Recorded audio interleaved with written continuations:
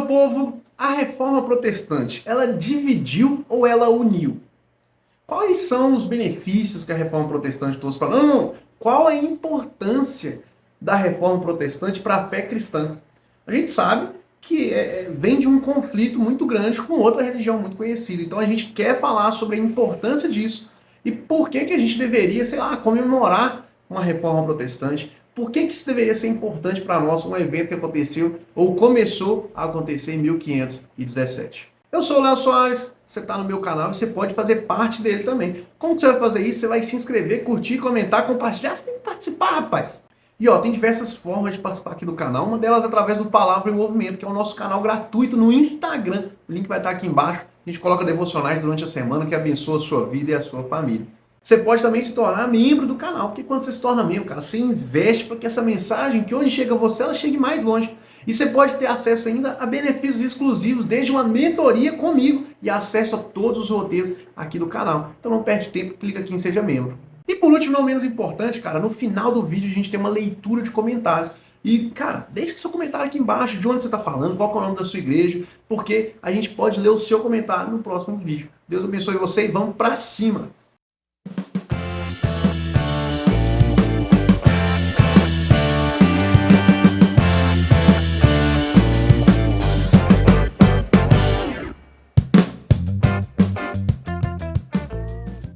Hoje a gente vai entender por que a reforma protestante é tão importante, cara. E não é só um evento do passado, mas algo muito relevante para a gente viver nos dias de hoje. Eu quero reforçar que se você tiver alguma dúvida sobre esse assunto, eu quero que você entre no Palavra em Movimento. Que eu quero conversar com você, tirar suas dúvidas. Você pode me mandar mensagem no direct do Instagram, que a gente, cara, eu quero caminhar com você. Então, não fica com dúvida sobre esse assunto. Eu vou responder 3 perguntas sobre esse assunto aqui no vídeo. Mas se você surgir outras dúvidas, eu quero que você deixe aqui nos comentários, que eu posso ir respondendo durante a semana, mas você pode também me mandar mensagem lá no Instagram, beleza? Tá combinado?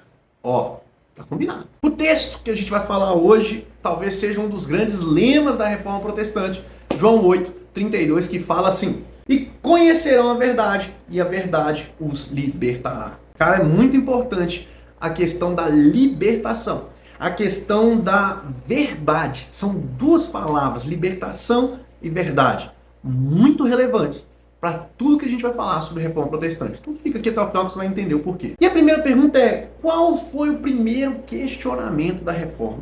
Durante o período da reforma, tiveram 4 questionamentos principais que foram o que levantou os que a gente chama hoje de reformadores, junto com Martinho Lutero. Não foi só ele, foi um dos primeiros, mas não foi só ele. Mas é o que a gente vai falar mais aqui. O que importa são os 4 motivos que eu anotei para vocês. O primeiro é o autoritarismo da igreja. O segundo, a corrupção. A terceira, a venda de indulgências, que era um perdão para os pecados. Você pagasse.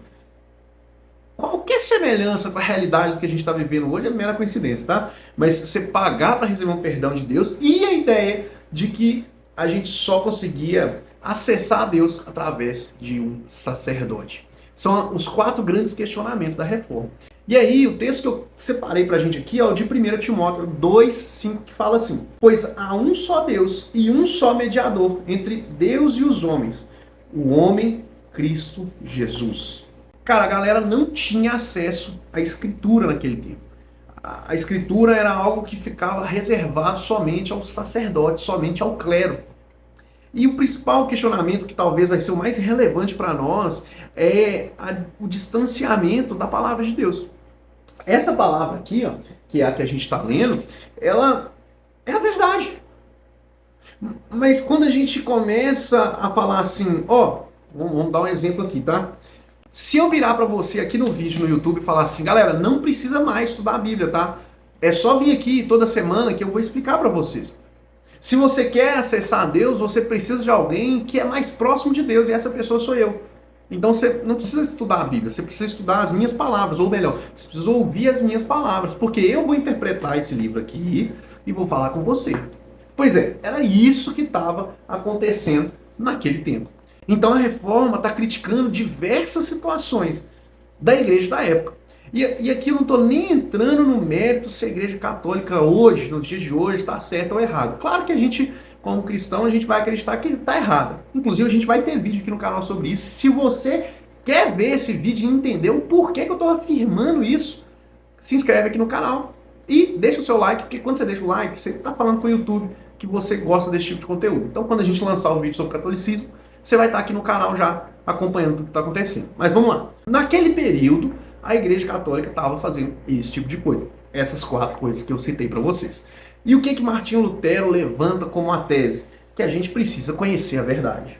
Que essa verdade é a que vai nos libertar. E aí a gente chega na segunda pergunta que eu quero responder aqui, que é: qual o principal ensino da reforma? E aí, para você que já me segue lá no Instagram, eu estou falando sobre esses 5 pilares, os 5 solas da reforma protestante, que é o principal ensino da reforma. Ele é baseado nesses 5 pilares, que são conhecidos como solas, os somentes, que são o sola escritura, somente a escritura, que fala, ó, e eu estou separando um versículo para cada sola para você entender mais ou menos a ideia, tá? Então o sola escritura, somente a escritura, porque somente a escritura é a revelação de Deus para nós. E aí eu separei o texto de 2 Timóteo 3, 16 e 17, que fala assim: toda a escritura é inspirada por Deus e útil para ensino, para repreensão, para correção e para instrução na justiça, para que o homem de Deus seja apto e plenamente preparado para toda boa obra.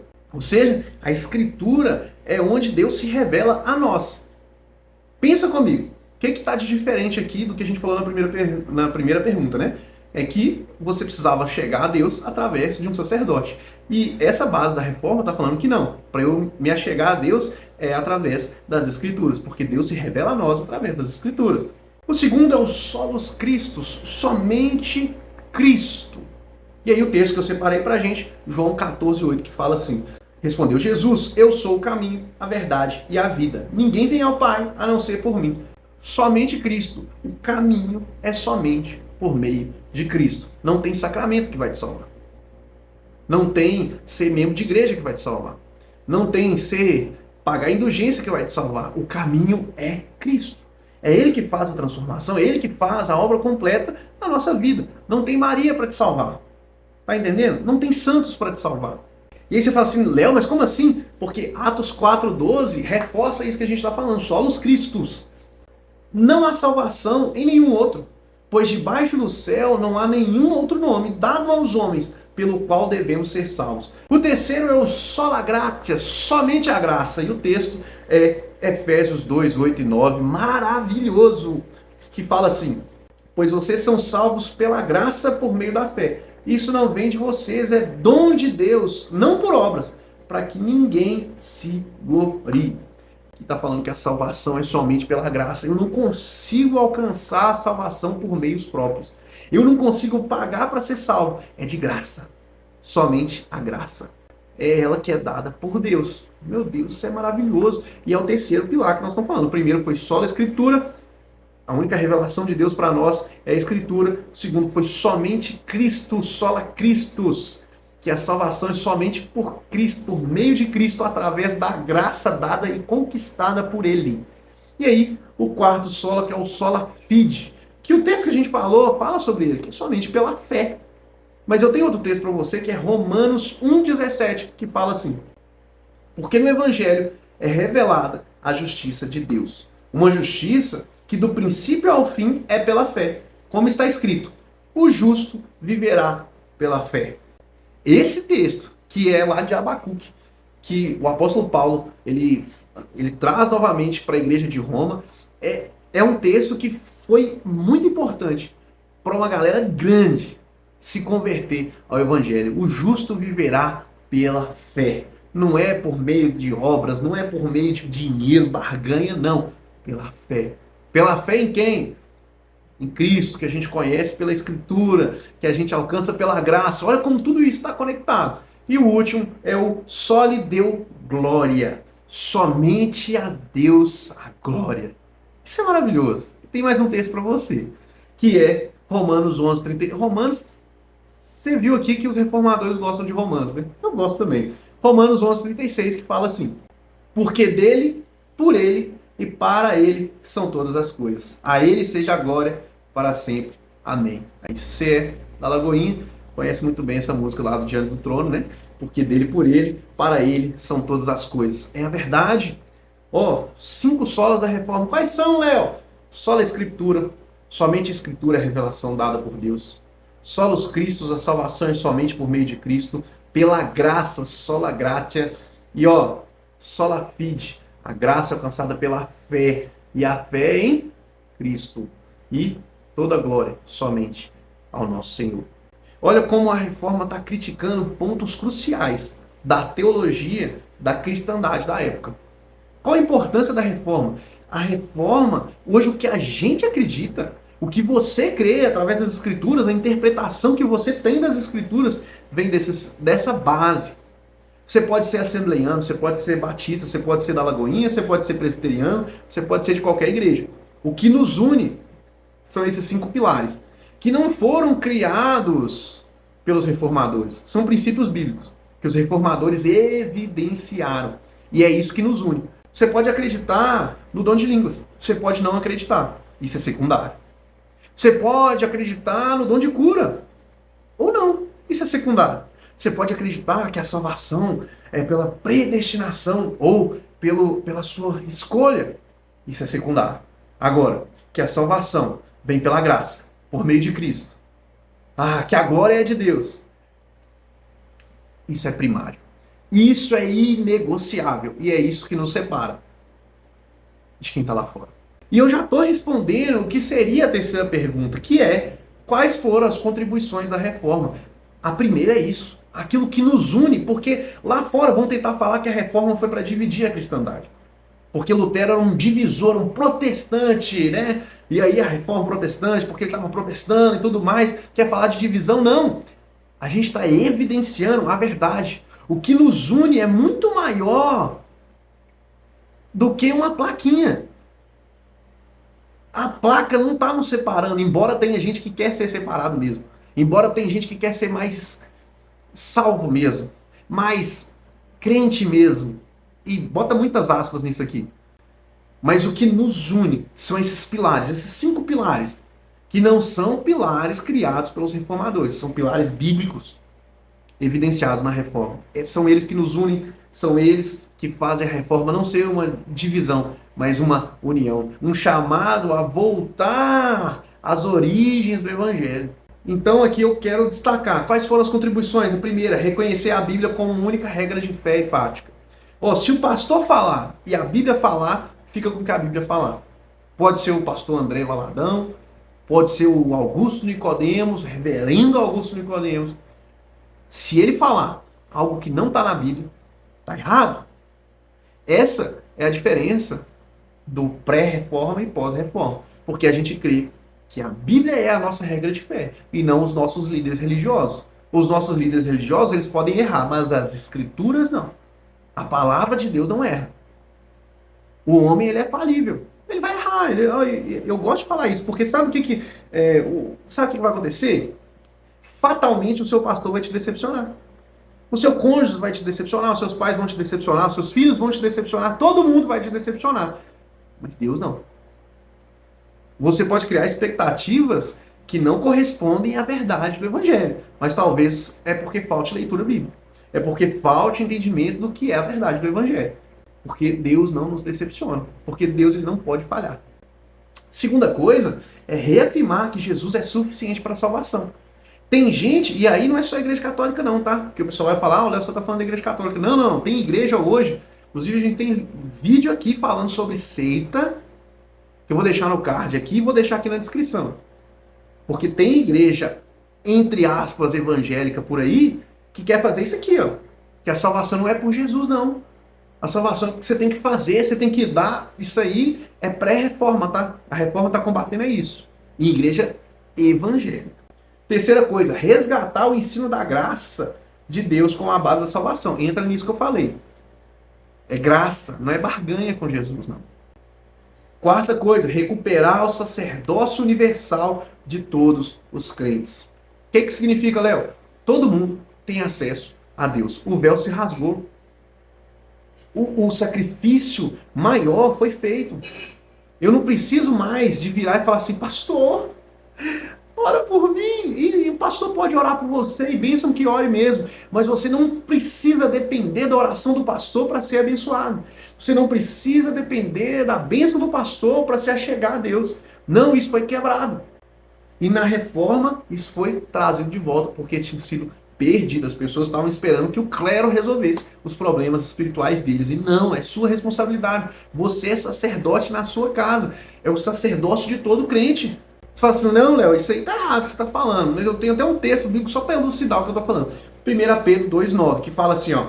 Vocês, porém, são geração eleita, sacerdócio real, nação santa, povo exclusivo de Deus, para anunciar as grandezas daquele que os chamou das trevas para sua maravilhosa luz. Cara, não tem mais o que falar, já tirei seus argumentos, tá? Mas, ó, outra coisa. Tradução, e nós estamos para a quinta coisa, se você não percebeu que é muita coisa, tá? Tradução da Bíblia para a língua do povo. Acabou com esse negócio de latim. Eu preciso ter uma Bíblia em português. Como é que eu vou ensinar meu filho se eu nem falo latim? Tem lugar aí que fazia a missa até os anos 60 em latim. 60. Aqui, ó, faz agora. Não, na língua do povo. Eu quero que a palavra chegue ao seu coração. Por isso que você tem que se inscrever aqui no canal. Se você não é inscrito ainda, a gente quer que essa palavra chegue ao seu coração, ao coração da sua família. Então se inscreve aí, cara. E a sexta coisa, influência em áreas como educação, política, cultura, economia e até no direito. Para quem estuda mais economia, a gente pode até falar sobre isso. A Reforma Protestante foi muito relevante para o desenvolvimento do iluminismo e para o desenvolvimento da sociedade como a gente conhece hoje. E a gente vai criticar, os próprios católicos criticam bastante, mas a gente não pode ser ditatorial, né? A Reforma Protestante trouxe algo que a sociedade não tinha na época, que era o questionamento, que era se perguntar se o que eu estou vivendo é a verdade ou não. Então a gente trouxe uma racionalidade para o debate teológico. E isso é relevante, sim. Isso é importante, sim. Por isso que você precisa conhecer mais as Escrituras, para não ser enganado pelas coisas que estão lá fora. Conclusão. Beleza. Primeiro que a Reforma Protestante não é um evento que aconteceu para dividir da Igreja Católica. Não é. É isso tudo que a gente conversou hoje. É um evento que foi muito relevante e ele reverbera até hoje. A Reforma Protestante é um chamado para as origens do Evangelho. Aquele Evangelho pregado lá pelos discípulos, pelos apóstolos de Jesus, pelo próprio Jesus. E que hoje a gente tem colhido frutos, sim. Depois a gente pode até, no vídeo sobre o catolicismo, eu vou falar sobre isso, tá? A igreja que Jesus funda, né? Tu és Pedro, sobre essa rocha, eu te ficarei a minha igreja. Nós vamos falar sobre isso no vídeo sobre o catolicismo, mas não é a Igreja Católica Apostólica Romana que foi fundada nesse dia, não, tá? A Igreja Católica Apostólica Romana é bem depois. E a gente vai conversar sobre isso. Por isso, você tem que se inscrever aqui. Mas vamos lá. 2 Timóteo 4, 3 e 4 fala assim: pois virá o tempo em que não suportarão a sã doutrina. Ao contrário, sentindo coceira nos ouvidos, juntarão mestres para si mesmos, segundo os seus próprios desejos. Eles se recusarão a dar ouvidos à verdade, voltando-se para os mitos. Cara, a gente precisa manter esse legado em pé. E é por isso que a gente comemora. Por isso que a gente se lembra da Reforma Protestante. Porque a gente precisa ser conhecido como o povo do livro. O povo que conhece, o povo que mergulha, o povo que vive a verdade de Deus. E estudar a Bíblia não te abona de viver uma vida no Espírito. Ó, te conecta. Você precisa para interpretar esse texto, porque senão, meu querido, o Jô Soares seria o maior teólogo de todos os tempos. Senão o Luiz Felipe Pondé seria o maior teólogo de todos os tempos, e não são. E não são. O Espírito Santo, ele te coloca para dentro desse livro aqui. Ele te faz entender esse livro aqui de uma forma que você nem imaginaria. Então, cara, ame esse livro. Qual que é a mensagem da Reforma Protestante, Léo? Ame a palavra de Deus. Ame a verdade do Evangelho. Ame a Deus. A mensagem da Reforma é nada mais, nada menos do que leia a Bíblia, compreenda a Bíblia, pregue a Bíblia e confie no Senhor, que o mais Ele fará. Fala, meu povo! Esse é o momento da leitura de comentários. E se você não deixou seu comentário, eu quero que você deixe seu comentário aqui embaixo, porque ele pode ser lido nos próximos vídeos, cara. Então, não deixe de comentar. Eu tenho certeza que Deus vai abençoar a sua vida. Então, o primeiro comentário é do João Luiz, e ele está falando assim: Léo, graça e paz. Maravilhoso estudo. Além de se conectar com os estudos anteriores, serviu muito para abrir os olhos espirituais. Não só meu, como de todos que assistiram. GC Homens, Lagoinha, Orlando Church. Deus abençoe sua vida e família. João, Deus abençoe sua vida, cara. É muito bom ver que essa mensagem tem chegado mais longe e que tem feito sentido, cara. Inclusive, os próximos vídeos, todos vão fazer sentido uns com os outros. Por quê? A gente está falando sobre voltar às origens da palavra. Ó, voltar às origens da palavra. O próximo, a gente vai falar sobre como que a IA influencia na nossa vida. Depois a gente vai falar sobre fé e ciência. Depois sobre depressão. Se é obra do diabo ou não. Cara, isso tudo está conectadinho. A gente está falando praticamente sobre a mesma coisa. Eu tenho certeza que vai abençoar ainda mais. Vamos para cima, meu querido. Outro comentário aqui é da Lorena e ela está falando assim, ó. Explicação que agrega demais a nós, líderes de GCs e liderados. Muito obrigado. GC Pratique, Lagoinha Estrela. Lorena, Deus abençoe sua vida, é muito bom. Sempre que eu vejo seu comentário, eu fico muito feliz. Então, um grande abraço para você, para todo o seu GC. Deus abençoe vocês e vamos para cima. Outro comentário aqui é da Elisa e ela tá falando assim, ó. GC Rosa de Saron, Contagem, Minas Gerais, Igreja Batista da Lagoinha. Elisa, Deus abençoe sua vida, grande abraço, um abraço para você, sua família, para todo o seu GC. Deus continue abençoando e muito obrigado por participar aqui do canal. Tenho certeza que Deus vai continuar abençoando sua vida. Vamos para cima, Deus abençoe vocês. Obrigado por todos os comentários. Pessoal, não deixe de se inscrever no canal, curtir e ó, deixa seu comentário aí. Deixa seu comentário que eu quero te conhecer, cara. Ué, Deus abençoe sua vida. Vamos para cima.